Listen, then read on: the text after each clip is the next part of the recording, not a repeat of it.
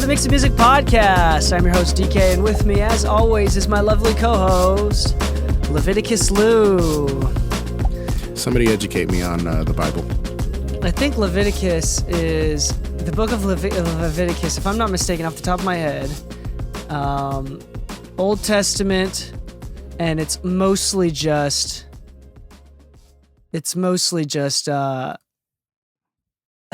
like genealogy. Like, this is the son of this person. This is the son. It's like a family tree. Oh, maybe it's not. Hold on. What is Leviticus?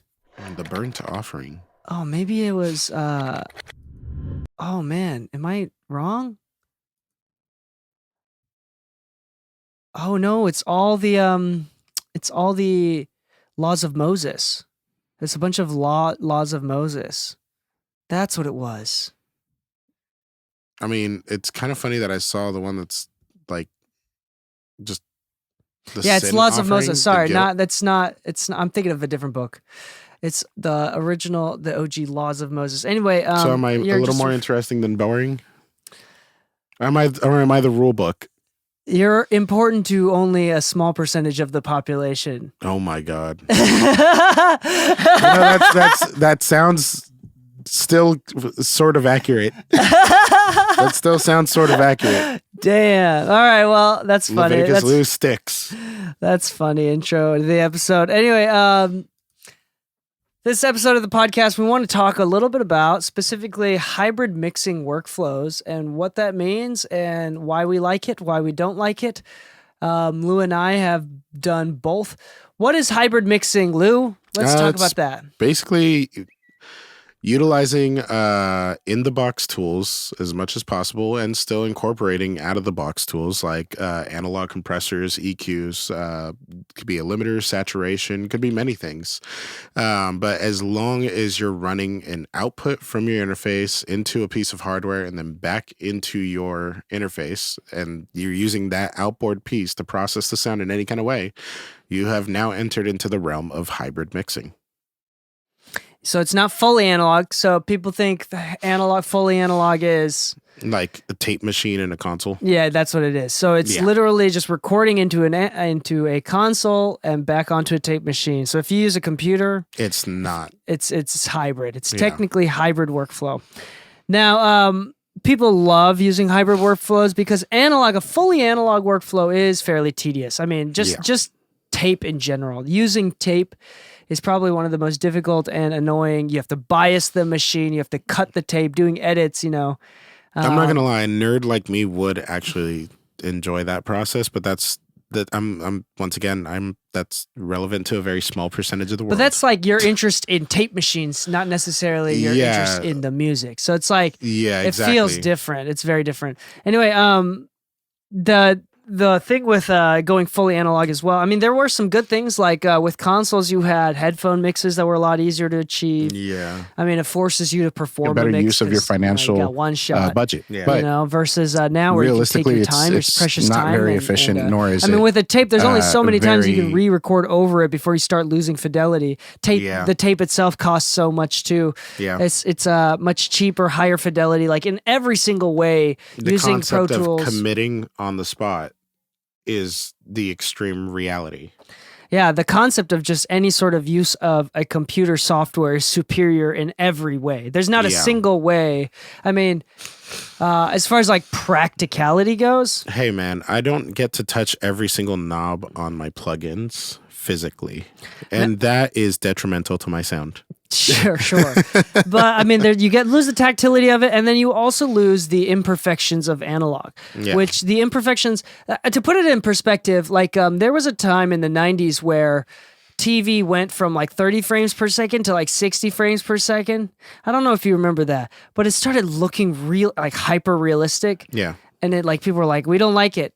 And then they put it back down to 30. And even in film, like in movies, it's 24 frames per second. So like they had the opportunity to use a higher frame rate due to technological advances, but they did it. And they're like, we actually don't like it as much. Let's keep it at 30. Let's keep it at the lower fidelity. If you have an iPhone and you have that frame rate setting switched, 30 or 60 frames per second, 60 while I'm actively holding it and walking around, recording something at 60 frames per second feels like I'm in like some really made up VR thing. It doesn't even feel real. Yeah, it doesn't feel real. Exactly. Yeah. That's the point. So I think that's kind of like with analog gear, that's kind of what it is. You're kind of bringing back that technological imperfection that you want. It's a diversity in sound, not just like compared to plugins, but diversity of sound even within the same box. Like there's a part of like you never really know what you're going to get, and it's hard to kind of figure it out. There's a bit of randomness to it, which makes it fun and exciting. And there's also a huge price tag, a really big price tag. Yeah, which is why. Again, one of the reasons why in the box is superior. The reason what we're not doing on this episode is we're not bagging on in the box. We're not trash talking in the box, but we're going to talk about what I don't want people thinking is that I don't want people thinking that they're unable to make the best mixes, the best songs possible because they don't have access to this gear. It's surprising, even after years of doing this podcast and me basically talking a little bit about this, like people still consistently think that just because they don't have a 1073 into a CL1B, like some sort of outboard gear, they're unable to get a professional sound or professional tone. And that's called just like FOMO. It's the fear of missing out. Yeah, it's just FOMO. It's not a real thing. Yeah. So, like if you buy something, you should try it out first and see if you genuinely actually like it. There's been many pieces of gear that are on the market that were really popular for a time, and now they're considered shit and compared to other things. And then some pieces that were overlooked are considered to be like some of the coolest pieces you can have now because they had like a certain vibe, a certain character, and they were the cheap ones that nobody really cared because they didn't have that massive price tag associated. Like the Orbits are a good example of this. Orbits? Yeah, you know the old blue like EQs and compressors? Some people will have them in their studio. If we look them up, like Orbit compression, maybe it's not called Orbit or Orbon or something like or something. Orbital? No. But you find them on Craigslist, on Reverb all the time, and then you see them in some studios. And what's cool is like some people were claiming like, oh, these were designed by like so and so and blah blah blah, and like they weren't really appreciated at their time, but now they're like Orban. That's what it's called, ORBAN. Like they were like really underappreciated at their time because they weren't really like super expensive pieces of gear. But Orban EQ. How about BAN? BAN, yeah. Yeah. Yeah, those guys. I'm sure you've seen them around. Like they make a bunch of different units. They were like the warm audio of back in the day, almost. Yeah, but like some people praise them. Some people are like, "Oh, those were the cheap units from back in the day." But some people just flat out say like, "Hey, these have a vibe and we like them." You know, so don't worry about these price tag things. Forget about the brand name because at the end of the day, a lot of times you're just losing the marketing. But you know, if you want something really cool, chances are you can find some older overlooked pieces that if you talk to some people that have been around, you know, they sound great. Like HHB, I think it's called the Radius 40 is like their tube equalizer. And people like Steve Vai's engineers, like his mixing engineer uses them all the time for his guitars and stuff. So like units like that are only like $300-400, you know, and they're used by some of the biggest names in the industry. Yeah, that's interesting. We're going to talk about hyper workflows. First off, I want to preface all this conversation with, again, going back to this, we're not trying to make you feel insecure, feel like you're missing out. Yeah. We're here to help you feel better about your craft, help you feel more confident, help you release more music, help you, if you're an artist or producer, release more music. If you're a mixer, help you get through more mixes, make more money. And there's a part of this where when we talk about this sort of stuff, yes, like there may be a small difference.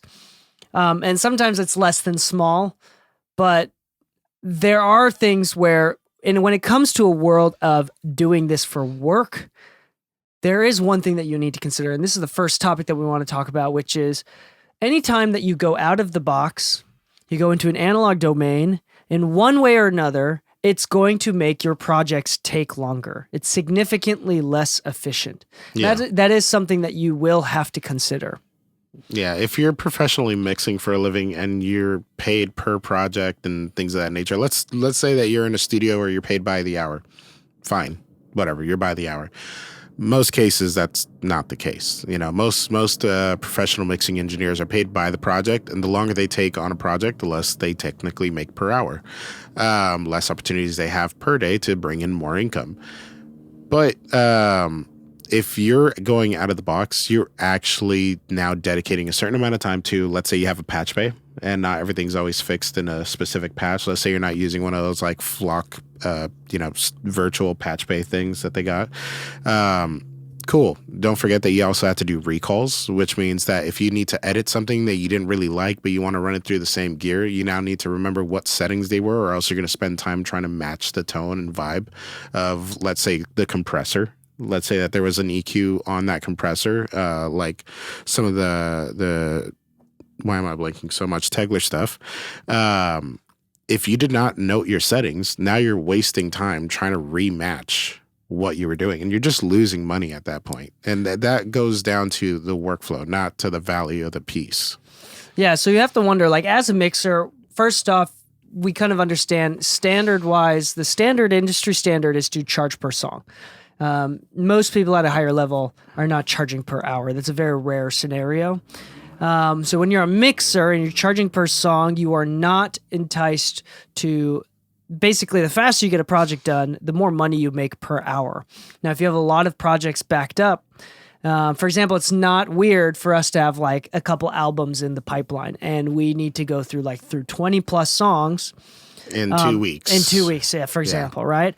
And if that's the case, I can't be tweaking this compressor or this stuff. In the box is just going to be significantly faster. And if I have to keep doing recalls and I have to keep doing revisions, remembering what sessions what piece I'm going through for what. If I have a patch bay, then remembering which ones I've patched in, where the inserts are at. It all just eats into your profits, your profit margin. Now, if you're the type of mixer where you only mix like one song a month, I mean, for sure, then you can take your time on it. You just want it. The goal is to make it sound as good as possible. Maybe you're not even a mixer. Maybe you're the artist that actually edits their own music, and you like the sound of your vocals through certain pieces. There you go. We get it. Yeah. So, I mean, like, sometimes making more money per hour is not a big deal, but after a certain point, you're going to be too busy, and you cannot afford to spend more time on any particular song. Yeah. Now, there are ways. I mean, hybrid is there are ways to make it a little bit faster, something like a Flock audio, where it's like automatically switching, or like digitally controlled analog pieces like from Tegler or from West Audio, Better Maker. Things of that nature, but you still have to either print, slow print, or commit, which is not just, you think that doing a revision is just, you have to wait another 2-3 minutes, but if you have to print stems and and all your alt bounces, you're spending literally potentially a couple hours longer each time that you have to rebounce everything, especially if you're bouncing stems through an analog piece. That's why I never leave those inserts in a session. I immediately commit every time just to avoid all that. And that's the thing. If this is probably the most underrated thing that you need to put into your head if you're going to do hybrid, which is you have to learn to commit. You have to learn to commit and be confident in what you're doing, and really know that what you're doing is what your client's going to enjoy. Because if you get asked to change something, or they're like, oh, I don't really like the way the compressor is hitting on my vocals, and that outboard piece was a compressor, now you have to revert back to the original. Another thing, too, is we need to talk about recording, where recording is a different thing. You are getting paid per hour, and oftentimes I do think analog equipment in the recording stage is not necessary, but it is useful. Yeah, it can definitely help shape the sound, a little bit, so that you can mix it faster. You get from point A to B faster. Yeah. So in this case, like in a recording setting, something like a console, not a tape machine, but something like a console or analog equipment can actually make you more efficient and save you time. Yeah. In the mixing stage, it is hard to say that, but in the recording stage, you could argue that it does help out, and it's not a total waste of time.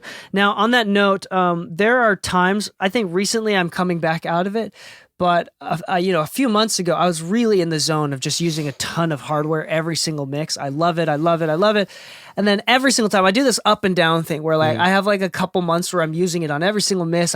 I love it. And then I go completely back in the box for a few months. Then I come back out of my shell and I go up and down. That's like one of the things that you have to figure out as well, is like, the thing is, like, I love the sound of it, but it also, I cannot deny that it just feels cool to use it. Yeah. Like, it feels like I know what I'm doing. I'm not gonna lie. It's kind of funny because obviously when I got my office outside of the studio, it was mainly because the studio was getting so busy that I just didn't have access to do my work, and it was starting to put me behind schedule to not have my own space again. So the funny thing is, like, I was kind of intentionally forced completely in the box for like a year and a half. Recently, there's been some pieces in my office and stuff, and even with that, like, I've maybe done one mix with like a hybrid workflow, but it went immediately back to my commit notion of like, I'm just going to print it and forget that I ever used the piece. But I don't know if there's a placebo effect happening at the 100%. same time, because sometimes you hear it and you're like, oh, it's different, it's better. It's like, not really, because I remember for we just one did of the it right lessons, now. We just did it right now. Yeah, well, a moment ago. I like what it did for the vocals. For the low end, you know, I was able to like, for the actual master, I was able to like actually do some other things that helped the low end. But like for certain things, you have to look at the piece just like you look at a plugin. Not every plugin is going to work out. Not every piece is going to work out. But at least with a plugin, you spent maybe $200 on it versus $2,000 on a piece of hardware and the converters and the cables. There is. I will say though, because of that specific issue, like, this happens way too often. This even happened with a bunch of like really highly renowned friends in a really nice room where they were like test A-Bing a plugin, and it turned out it was bypassed the entire time. Oh my God. And I was the only one in the room, and you know these people. These were like high-level engineers that we really respect. Oh my God. And I was the only one in the room who had the balls to admit I can't hear a difference. So one of my friends got a job like that. The studio doesn't exist anymore, but like he got tied in with a really lot of good people, so he's still doing fine now. But there was a bunch of like veteran engineers, like people who did like Motley Crue and everybody. So like he's learning from like some of the people at least I grew up listening to.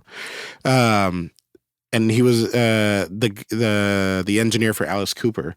Was telling me a story about how his assistant, this guy, he was like, you know, we were testing out these things and blah, blah, and we're like, oh, that sounds great. This sounds great. And we're in a room with like 10 other like engineers. Apparently Chris Lloyd-Alge was in the room too.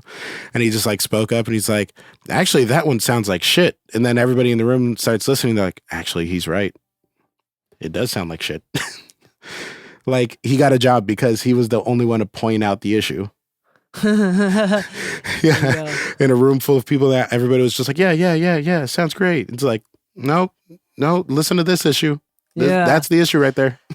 Being able to properly articulate it and like knowing, I do think that we did an episode before about how sometimes it feels the entire music industry, especially audio engineers, it can feel like a big like dick measuring competition. Oh no, for sure. We did an episode about that. I don't know if that was a solo one or if you were there for that. But anyway, I can agree to it to the point where like recently I made a post because like somebody was asking me, they're like, bro, like your studio looks so good like that. If my studio looked like yours, I bet you I could book more people. And like it like kind of irked me a little bit because I was like, dude, that self-confidence is why you're not getting work. So it's not the gear that's not getting you work. You could argue that on a very basic level, but it usually doesn't amount to anything.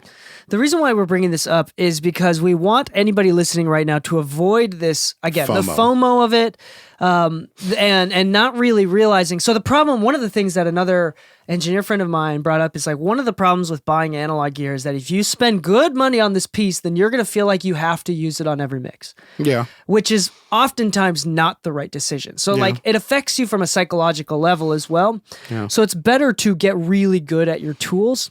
What is it? Because even the pros, like honestly, even high level pros that are doing like even high level pros oftentimes get confused and are affected by that placebo, right? Yeah. They're just like, they think something is happening, but it was bypassed the whole time, or it's not, it's only different, it's not better. Yeah. But they just kind of misconstrue. So it's like, this happens this is not just a lower level thing. Like this happens across the board. Like for me, it's always going to be compression where I feel a little bit more forgived going outside of the box. But I think it's just like some days I'm like, okay, I've heard the plugin, I've heard the real unit. I think I just like the real unit because it's confirmation bias.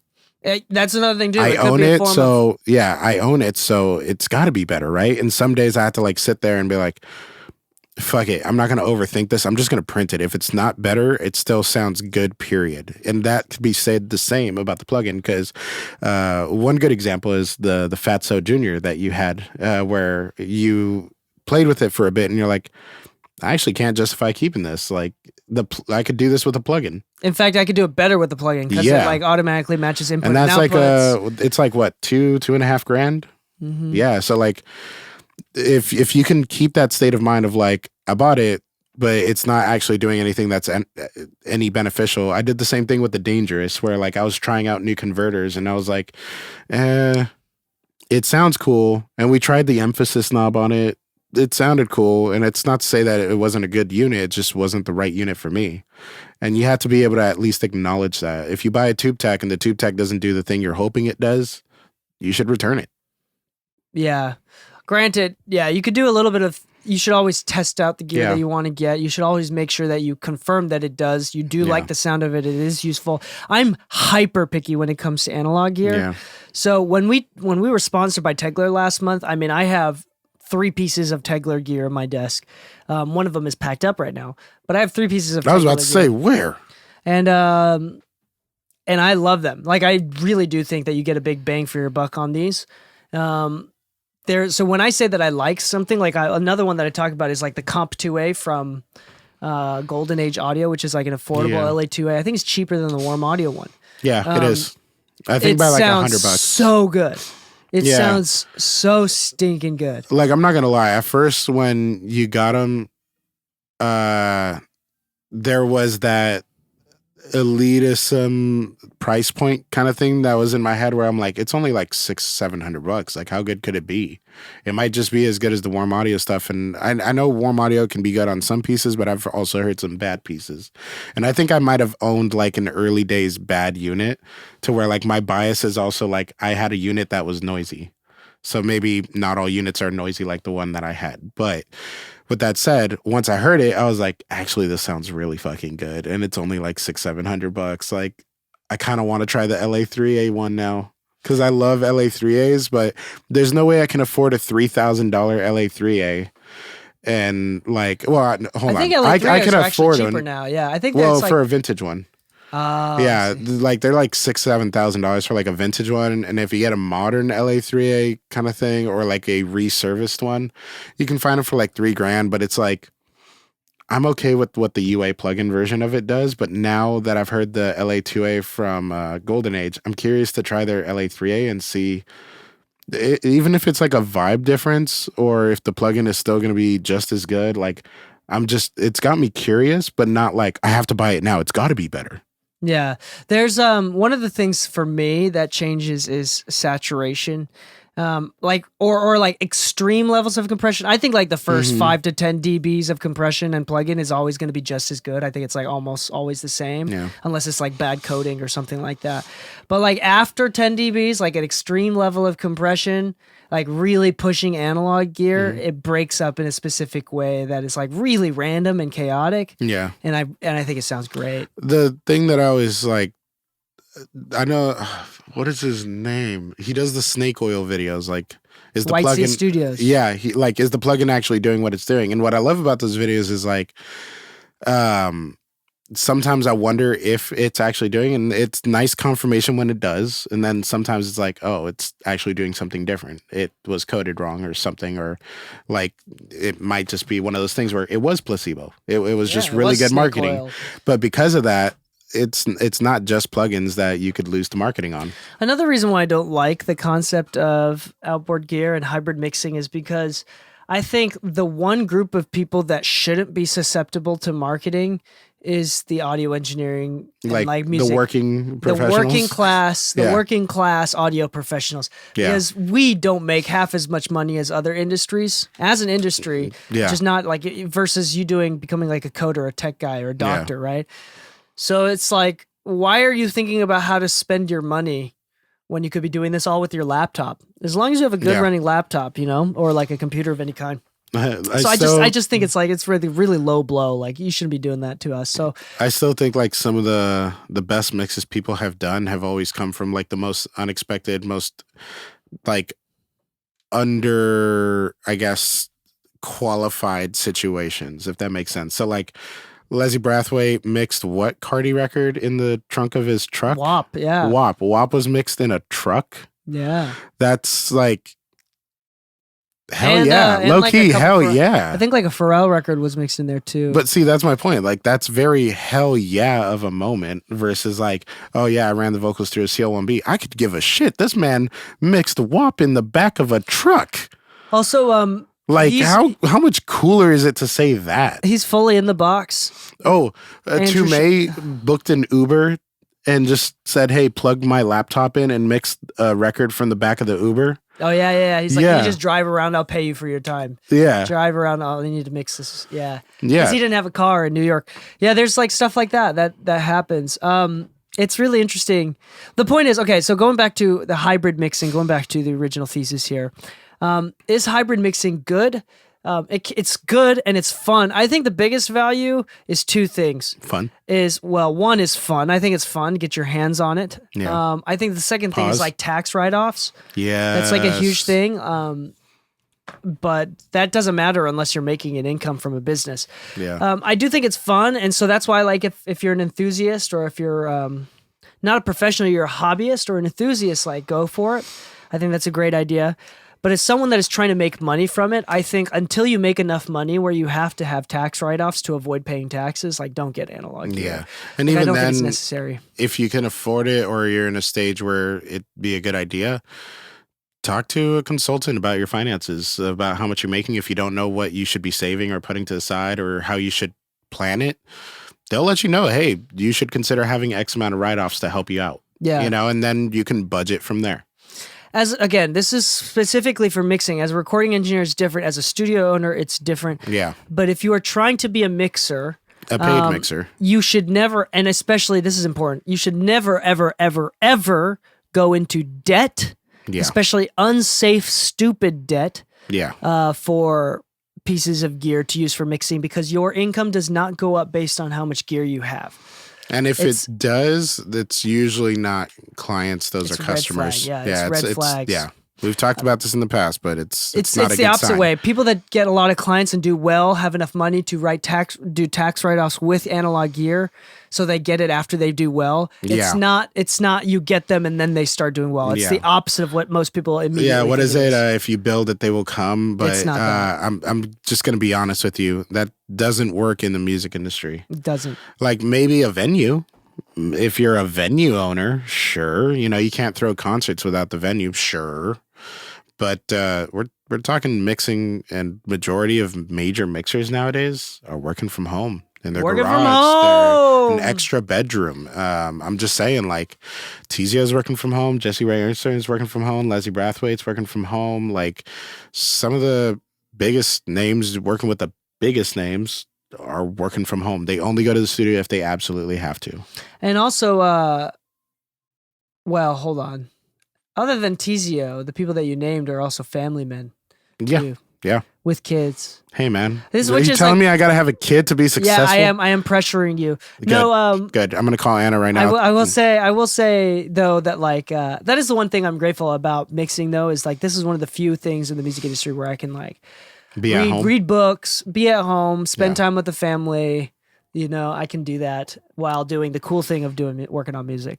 Yeah. There's very few other parts of this industry where that's open to that. Yeah, I'm not gonna lie, I got offered a recording gig for an artist. Like, I'm not gonna say names because it's not. I don't want it to sound like shade of like saying no because they couldn't meet whatever. But I told them like I would only record and become a personal recording engineer if you paid me like $15,000 a month. Like, that's the only way I'm saying yes. And they kind of got insulted. And I'm like, I'm sorry, I really enjoy my piece right now. And it's I need six figures. Well, you don't want to insult people, but like that wasn't your intention. It wasn't my intention. It was just like, hey, I would be happy to mix for you, master for you. I'd be happy to help you get your files in order and kind of organize sessions from you remotely. And he got upset over only $1,500 a month? 15 grand. Oh, 15 grand a month. Yeah, okay, if I'm going to become somebody's personal engineer, and I have to dedicate 12 hours a day, 5 days a week, and they want overnights, I'm sorry. I would rather be with my family.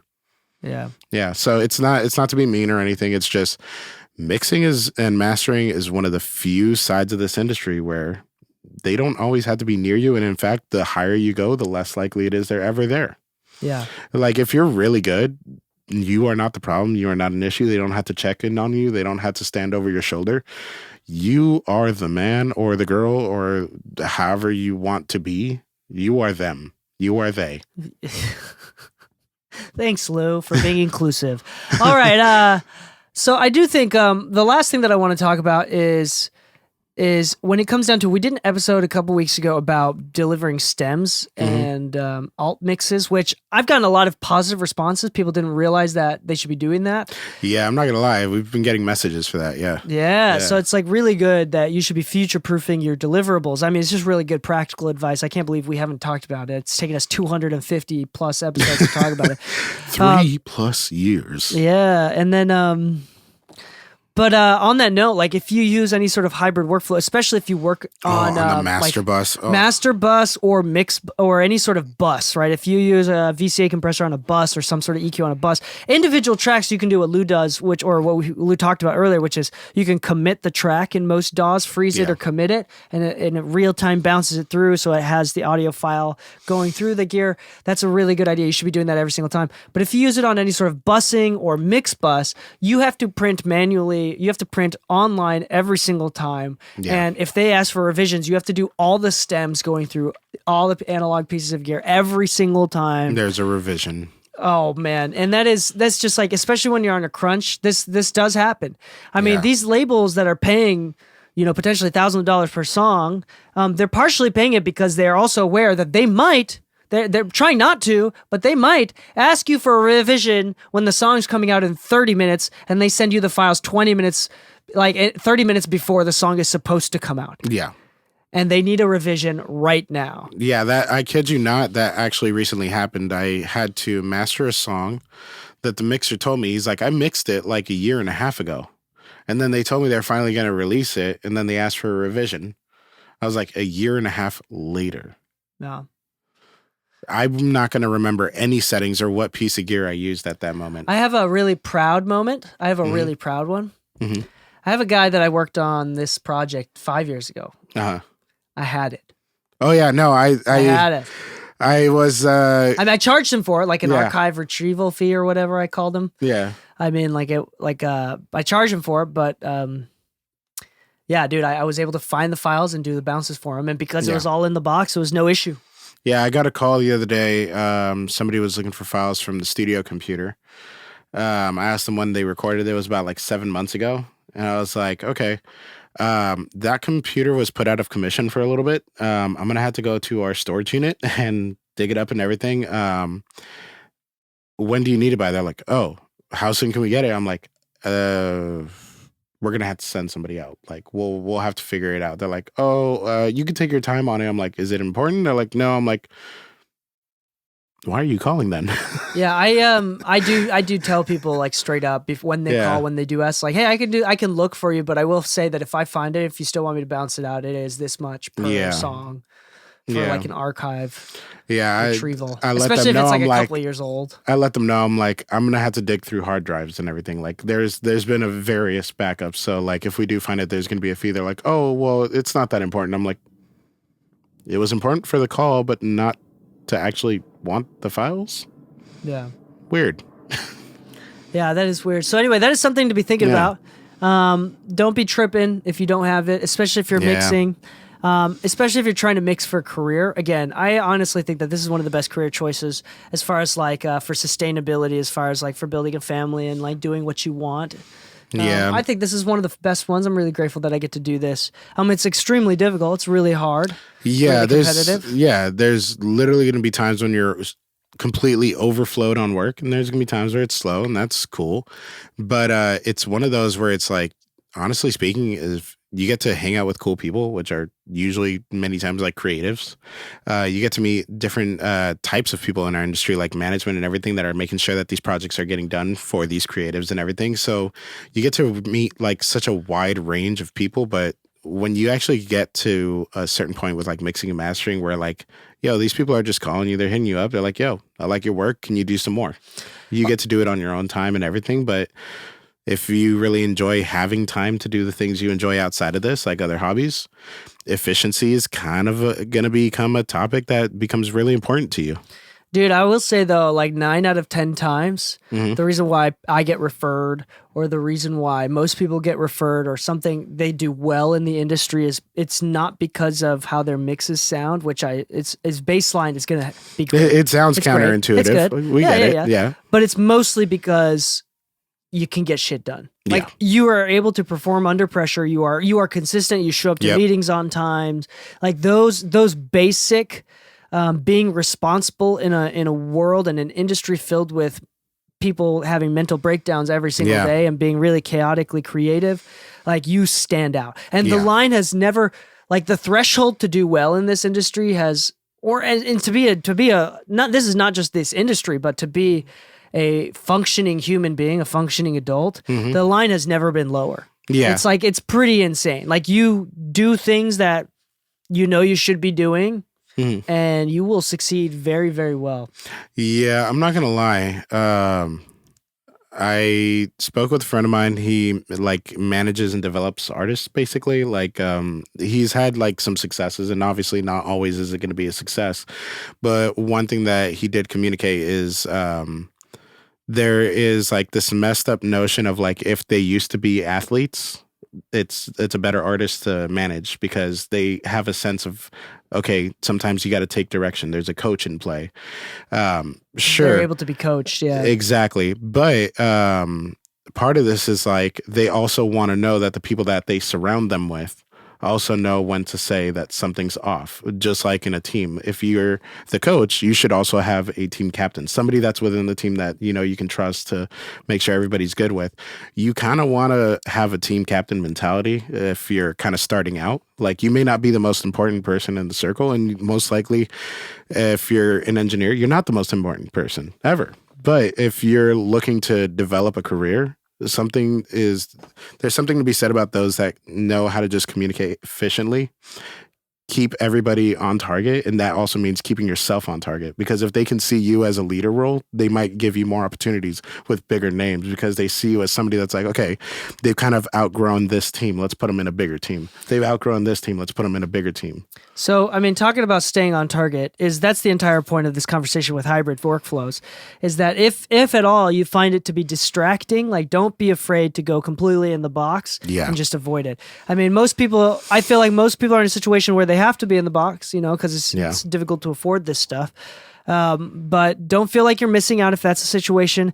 And if you get it, don't feel like you have to use it, because at the end of the day, being on target, being reliable, being able to hit the mark, being able to be on time with your sessions, I've repeated that, but is significantly more important than having the right type of saturation from an analog piece. Because at the end of the day, here's the God honest truth. Yeah. Anybody that says that they can tell that you mixed your record analog is a fucking liar. Yeah. Anybody who says, "Oh, it's so warm, I can tell that you mixed analog," is a fucking liar. I'm not gonna lie. I don't know if I should say it. Should I say it a third time so it's very clear? Hold on. I'll say it like this. If you ever want to be respected in this industry, don't ever speak in that nature with a sense of absolutes. Anybody that speaks in absolutes usually doesn't know what the fuck they're talking about. Usually.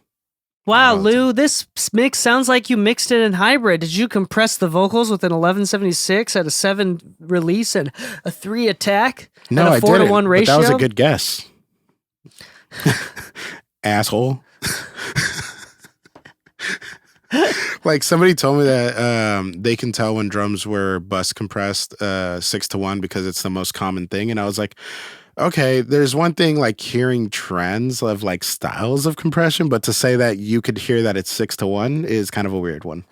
Yeah, that's so strange. Yeah. It's so strange. No, but like you should be able to tell like this is a fast compressor versus a slow compressor or like whatever. Yeah. You know what's like, funny though? Like I like it or I don't like it. That's another way you can word it. But weird, like I can tell what it is. That's wild. The weird fun fact is like the same person that spoke in such absolutes.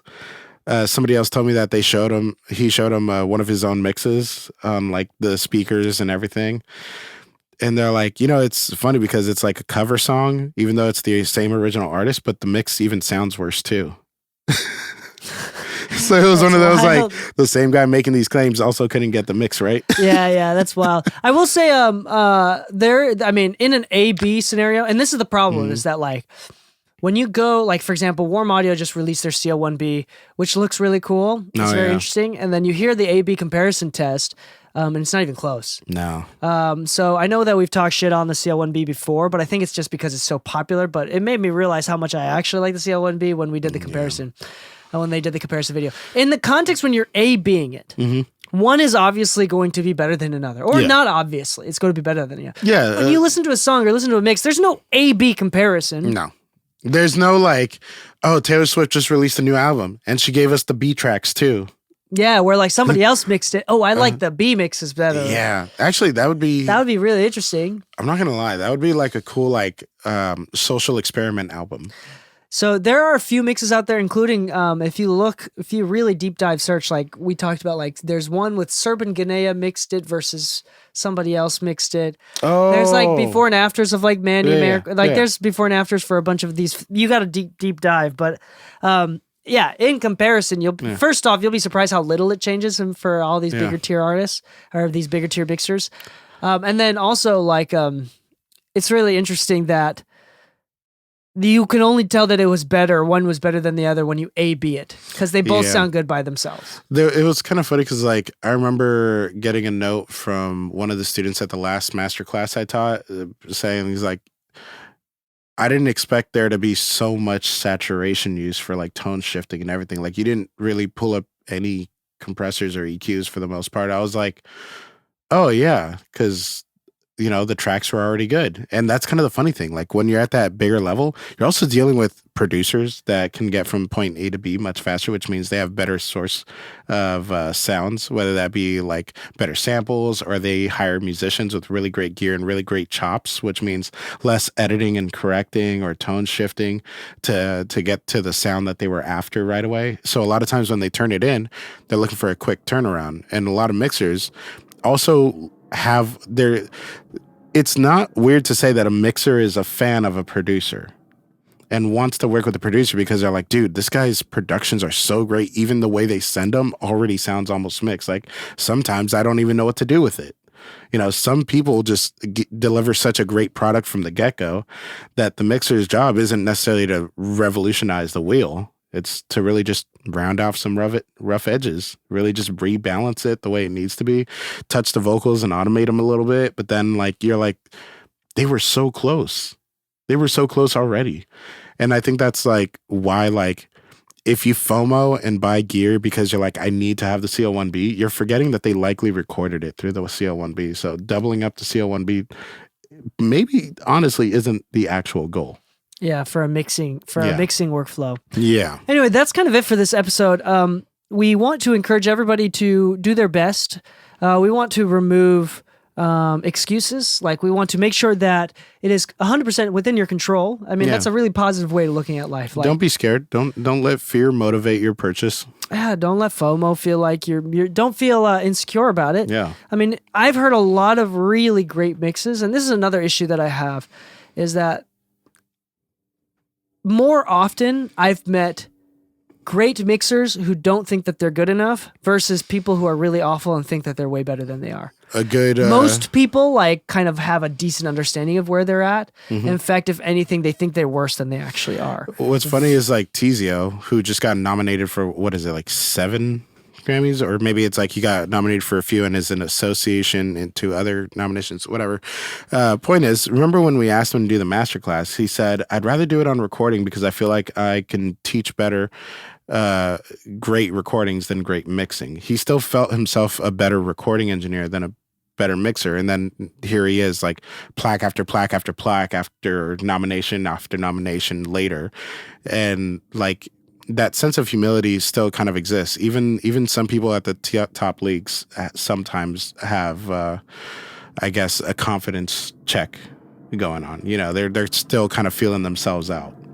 Absolutely. So I hope this episode helps. I hope that, again, y'all can get some good mixes going on. And I really appreciate anybody that's listening. If you like this episode, if you like this podcast, on Spotify, you can leave, scroll down a little bit. You can actually, when you're in the episode on the player, if you swipe down or swipe up, it'll say you want to leave a comment, and you can leave a little comment, say what's up. We do read almost every single one of those. If you have a Lu name. Yeah, you can leave Lu names as well. Also, leave 5-star review anytime that, and any platform if you haven't already. We really, really appreciate that. It's a free way of helping us out. And if you'd like to be a part of more episodes, we have 2 exclusive episodes. So we have 1 free episode out every single week, and then we have 2 exclusive episodes out every single week. On what is it? Is it Tuesday, Thursday, Friday, or Wednesday, Thursday? I don't remember. Either way, 2 days a week.